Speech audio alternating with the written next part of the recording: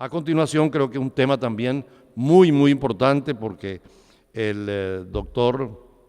Daniel Rafecas es, creo que el latinoamericano que ha trabajado más, si no me equivoco, el tema del genocidio a nivel académico, a nivel diplomático. Hace poco, apenas una semana, lo tuvimos en Caracas, en un auditorium lleno de la comunidad judía venezolana, donde escucharon su conferencia, y muy interesante al día siguiente, con jóvenes universitarios. Es donde tenemos que sembrar la semilla de lo que fue este crimen que se olvida con el tiempo. Afortunadamente, la embajada del doctor William Soto ha venido con las huellas de los sobrevivientes, dejando testimonio para que no se olvide eso que ha sido tan dramático, porque están con su mano todavía con el número en Caracas y en muchas partes de América Latina. Incluso estaba ese día el señor Israel de Caracas, que a los 15 años estuvo en Auschwitz y se salvó de casualidad, pero es un testimonio que tenemos que conocer en América Latina, que estuvimos lejos de la guerra, pero que cualquier día podría llegar. Así que dejamos entonces a Daniel Rafecas, que además es anfitrión argentino, pero permanentemente en eventos internacionales. Me decía el amigo de Bosnia, que ha estado con él en Sudáfrica y en otros sitios donde los genocidios han sido permanentes. Tiene la palabra entonces el doctor Daniel Rafecas. El Holocausto, un punto de partida en los estudios sobre el genocidio. Adelante.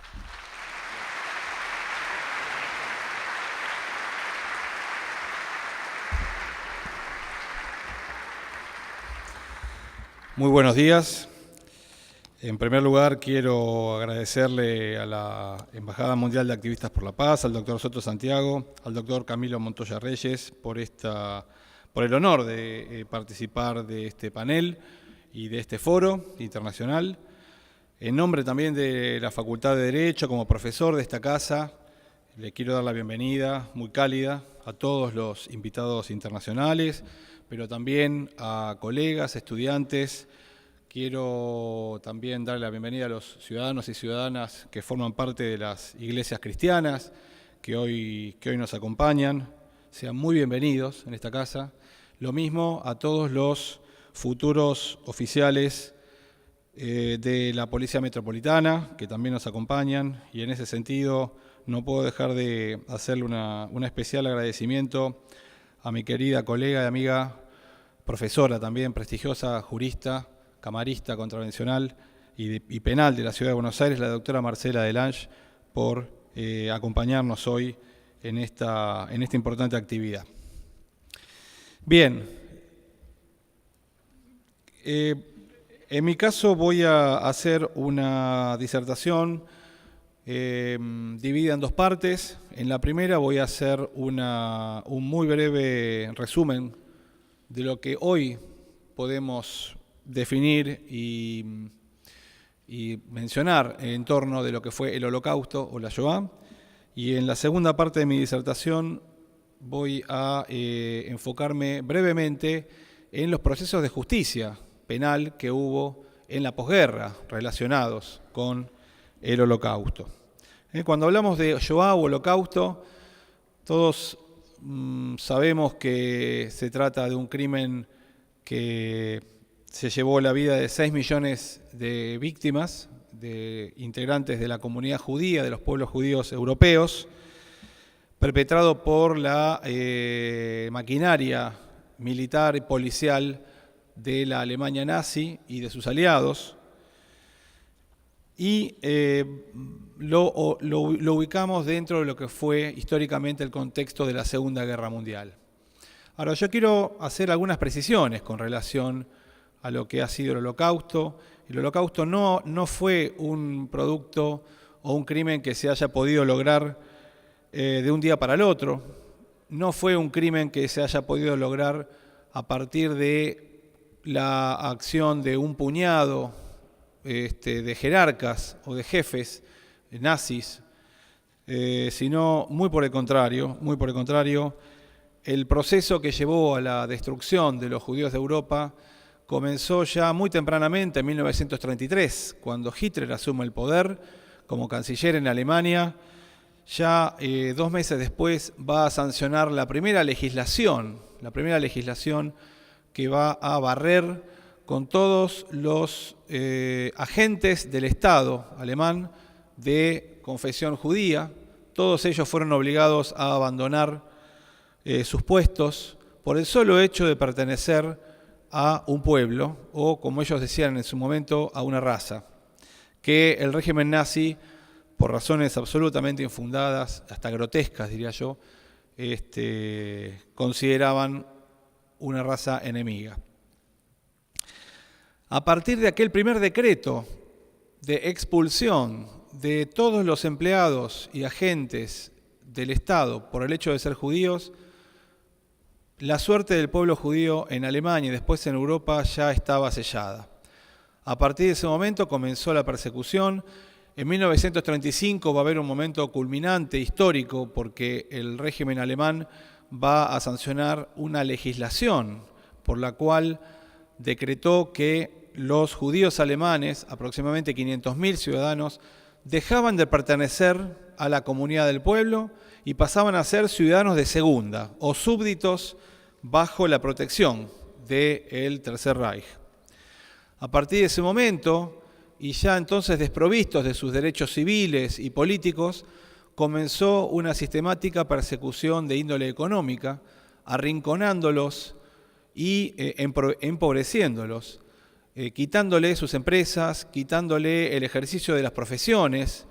finalmente también quitándole los comercios y, en definitiva, forzándolos o obligándolos a abandonar el territorio de Alemania y luego también de Austria a partir de la anexión de ese país en marzo de 1938. Con el comienzo de la guerra, con el comienzo de la Segunda Guerra Mundial en septiembre de 1939, la situación ya comienza a enderezarse en un camino directo hacia el exterminio, porque Alemania, al invadir Polonia, se va a hacer cargo de aproximadamente 2 millones más de judíos en la Polonia occidental. Y luego, a partir de 1941, con la invasión a la Unión Soviética, el alcance del régimen nazi de los judíos de Europa era prácticamente absoluto. Tenían el control de aproximadamente 10 millones de judíos de toda Europa, desde el límite entre Francia y España hasta el norte de Noruega y en el sur hasta las islas griegas y en el este avanzando rápidamente en dirección a Moscú, a Leningrado, o sea, a San Petersburgo y a Stalingrado. Es en ese momento, a partir de 1941, mediados de 1941, cuando comienza la primera etapa de lo que fue el exterminio físico de los judíos de Europa, comenzando por los de la Unión Soviética. Allí, entre 1941 y 1944, formaciones de policías, militares y colaboracionistas locales van a generar el fusilamiento sistemático en todas las ciudades, pueblos y comunidades de lo que en ese momento era la Unión Soviética, de aproximadamente 1,5 millones de hombres, mujeres, niños, ancianos, por el solo hecho de pertenecer al pueblo judío. Prácticamente comunidades enteras van a desaparecer para siempre de la faz de la tierra, comunidades que habían estado allí instaladas al menos desde hacía 1000 años. No han quedado vestigios ni rastros de ellos en Lituania, en Ucrania, en Bielorrusia, en Rumania y en otros lugares. Allí, por ejemplo, cuando las tropas alemanas ocuparon Kiev, la capital de Ucrania, en septiembre, a fines de septiembre de 1941, estas unidades policiales y militares SS, encargadas del fusilamiento de los judíos, en 2 días masacraron 33.771 personas en las fosas de Babi Yar, en las afueras de Kiev, un hecho, un acontecimiento terrible, histórico, que se recuerda, por supuesto, todos los años, y que marca una especie de símbolo de lo que fue el holocausto por balas, que fue la primera etapa de lo que fue la Shoah. Ahora bien, esta orgía de violencia y de muerte iba a dar paso a una siguiente etapa en donde los métodos de exterminio iban a ser mucho más fríos y yo diría industriales, en el sentido de que se trató de un proceso de exterminio que buscaba aumentar y potenciar la producción de asesinatos y reducir o minimizar los costos en términos de utilización de tropas, de armamento, de munición, de transporte, etc. ¿A qué me estoy refiriendo? Me estoy refiriendo a lo que en definitiva fue la página más negra en toda la historia de la modernidad del hombre, la construcción y puesta en funcionamiento de los 6 campos de exterminio, constituidos por cámaras de gas y algunos de ellos también por hornos crematorios, en el territorio de la actual Polonia, con nombres que la historia del hombre deberá recordar para siempre, como Chełmno, Sobibór, Belzec, Treblinka, Auschwitz-Birkenau y Majdanek. En esta siguiente etapa, en esta última etapa de lo que fue el Holocausto, aproximadamente 3,5 millones de hombres, mujeres y niños, por el solo hecho de pertenecer al pueblo judío, van a ser deportados desde todos los puntos de Europa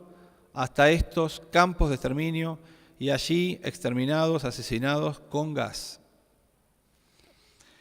En un proceso que adquirió una eficiencia y una velocidad asombrosa, ya que estamos hablando de un proceso que comienza aproximadamente a comienzos de 1942 y va a terminar para fines de 1944. Con el final de la guerra, la Alemania ya prácticamente derrotada, se produce la última decisión genocida de parte de las SS de Heinrich Himmler, que fue las llamadas marchas de la muerte. Cientos de miles de prisioneros judíos van a ser puestos a caminar en el terrible invierno europeo, con suecos, con pijamas, desnutridos, enfermos, mal alimentados. En esas condiciones van a perecer en los caminos, en los trenes o en los lugares de acogida, de llegada, que no era otra cosa que campos de concentración, como los de Bergen-Belsen, Ravensbrück, Mauthausen, Sachsenhausen, etc. Y allí entonces vamos a agregar otros cientos de miles de asesinados durante los últimos meses de la Segunda Guerra Mundial, que como más o menos sabemos, finalizó en mayo de 1945. Es así entonces cómo se llega a la cifra de las 6 millones de víctimas del Holocausto, y es por esta razón que se trata de un acontecimiento bisagra en la historia del hombre, en la historia de la modernidad, en la historia del siglo XX, y obviamente no es algo que preocupe solamente a las comunidades judías, sino que es un crimen que ha sido cometido contra toda la humanidad, contra todas las naciones, y de ahí entonces la preocupación de los ámbitos humanistas de Occidente para procurar que estos acontecimientos no se repitan, y en ese sentido lidera este proceso la Embajada Mundial de Activistas por la Paz y personalmente el doctor Soto Santiago. Bien, más allá de lo que recién se refería acerca de que en 1948 se sanciona una Convención Universal contra el Genocidio, esto no quiere decir que el crimen del Holocausto haya quedado sin condenas, y a eso me quería referir brevemente en estos minutos de que dispongo. Ustedes saben que en noviembre de 1945 se llevó adelante o inició el famoso juicio de Nuremberg, en donde un tribunal militar compuesto por jueces estadounidenses, soviéticos, franceses y británicos juzgaron a una veintena de los máximos líderes del nazismo, y allí entonces en ese proceso y en esas condenas implícitamente hubo por lo menos una docena de altos jerarcas que eran directos responsables de lo que había sido la Shoah y que fueron condenados a muerte en ese tribunal, empezando por el número 2 del régimen nazi, Göring, siguiendo por su ministro de Relaciones Exteriores, Ribbentrop, el líder por debajo de Himmler de las SS, Ernst Kaltenbrunner, los jefes militares, Keitel y Jodl, el director del diario antisemita Der Stürmer, Julius Streicher, el gran ideólogo del régimen nazi, Alfred Rosenberg, el líder del régimen nazi en la Holanda ocupada, responsable de la deportación de 100.000 judíos holandeses Arthur Seyss Inquart. Todos ellos fueron condenados, si bien es cierto que no directamente por crimen de genocidio, porque todavía no se había acuñado ese término en el derecho internacional, sí por crímenes contra la paz y por crímenes contra la humanidad. Pero más allá de este primer juicio, entre 1945 y 1948 se llevaron adelante otros juicios militares por parte de tribunales británicos y norteamericanos, específicamente relacionados con el Holocausto. Hubo un juicio muy importante contra los Einsatzgruppen, que eran los responsables de los fusilamientos en la Unión Soviética, y allí un máximo líder SS responsable del asesinato de 250.000 de judíos en el sur de la Unión Soviética, Otto Ollendorf, fue condenado a muerte, junto con otros líderes SS. Luego, 2 empresarios, proveedores del producto químico que se utilizaba en las cámaras de gas en Auschwitz, también fueron condenados a muerte en 1947 por un tribunal británico. Paralelamente, en Cracovia, es decir, en Polonia, en la ciudad cercana a Auschwitz, el Estado polaco llevó adelante un juicio oral, tal vez el más fuerte, el más importante relacionado con estos acontecimientos. En ese juicio llevado adelante en Cracovia en 1947, se dictaron 20 penas de muerte relacionadas con los hechos que ocurrieron en Auschwitz y en Plaszow, un campo de concentración en Cracovia. Entre ellos fue condenado Rudolf Höss, el comandante del campo de Auschwitz, y Amon Goetz, el comandante también del campo de concentración de Plaszow. Se dictaron 8 penas de prisión perpetua y 12 penas de prisión temporal. Bien, a partir de ese entonces, hasta 1949 se dictaron en la Alemania de la posguerra unas 4.000 condenas relacionadas con los crímenes de guerra y crímenes contra la paz y crímenes de lesa humanidad. Luego de un paréntesis de aproximadamente 15 años en la cual el ritmo de los juicios en Alemania se ralentizó, se hizo más lento por razones políticas, la cuestión de la Guerra Fría, etc. A partir de los años 60 retomó ímpetu y recomenzaron los juicios, especialmente relacionados con el Holocausto. Hubo un juicio muy importante en la ciudad de Frankfurt en 1963, en donde también se investigaron autores del campo de exterminio de Auschwitz. Allí se dictaron 18 condenas más relacionadas con criminales de este campo, y también hubo muchos otros juicios orales en otras ciudades de Alemania relacionadas con campos de exterminio, con campos de concentración, con guetos y con fusilamientos en el este. En total, según un experto alemán, Gerhard Werle, en estos juicios, se calcula que hasta el día de hoy se llevaron adelante unos 500 juicios relacionados con lo que fue el Holocausto. Es decir, Alemania y otros países de Europa han llevado verdad y justicia, no solamente memoria, sino también juicio y castigo a los responsables de este crimen que ha marcado para siempre la historia de la humanidad y que es sin duda el punto de partida para lo que fue después la construcción de la Convención contra el Genocidio y otras cartas internacionales de derechos humanos y de derecho internacional.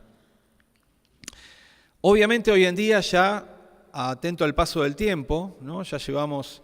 más o menos 70 años desde la finalización de la guerra, los perpetradores ya no viven prácticamente, y así también nos estamos quedando sin sobrevivientes de aquellos episodios, testigos de aquellos episodios, y por lo tanto la etapa del juicio y castigo respecto de los crímenes del Holocausto ya va cerrándose. ¿Qué es lo que nos queda entonces para nosotros, para las nuevas generaciones? Bien, nos queda seguir defendiendo y buscando y divulgando los hechos, conociendo la historia, combatiendo el fenómeno del negacionismo y del relativismo de lo que fue el Holocausto, o combatiendo el fenómeno del neonazismo o del antisemitismo, que muchas veces está vinculado con la negación del Holocausto. Yo creo que defender y buscar la verdad de aquellos acontecimientos y honrar la memoria de las víctimas, de los justos, de los mártires que lucharon contra ese régimen fascista y que se alzaron y que resistieron contra el totalitarismo. Defender y divulgar esa verdad y honrar la memoria de ellos es también una manera de hacer justicia. Es una manera de hacer justicia.